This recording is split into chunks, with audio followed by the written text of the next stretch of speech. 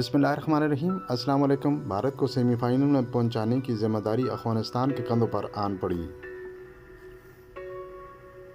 Pakistan group 2 में मुसलसल 4 match जीतकर पहले ही सेमीफाइनल में जगह बना चुका है, जबकि ग्रुप की 6 टीमों को अपने आखिरी मैच अभी खेलने हैं। नामीबिया और स्कॉटलैंड पहले ही सेमीफाइनल की रेस से बाहर हो गए हैं। जुमे के रोज़ पहले न्यूजीलैंड ने नामीबिया और फिर भारत ने स्कॉटलैंड के खिलाफ शानदार फतह हासिल की।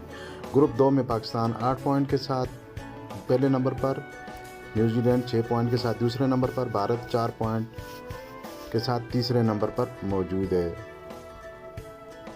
अगर भारत को सेमीफाइनल में जगह बनानी है तो उसे अफगानिस्तान और न्यूजीलैंड के दरमियान 7 नवंबर को होने वाले मैच में अफगानिस्तान की कामयाबी की दुआ करनी होगी और अपना 8 नवंबर को होने वाला नामीबिया के ख़िलाफ़ आखिरी मैच जीतना होगा।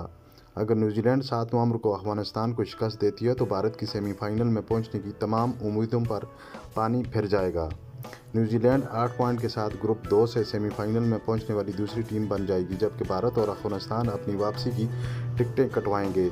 इसके अलावा अगर अफगानिस्तान न्यूजीलैंड को शिकस्त देने में कामयाब हो गया और भारत भी नामीबिया के ख़िलाफ़ अपना मैच जीत गया तो ग्रुप 2 में भारत, न्यूजीलैंड और अफगानिस्तान के 6-6 पॉइंट हो जाएंगे और भारत बेहतरीन रन रेट की बुनियाद पर मुमकिन तौर पर सेमीफाइनल में पहुंच जाएगा।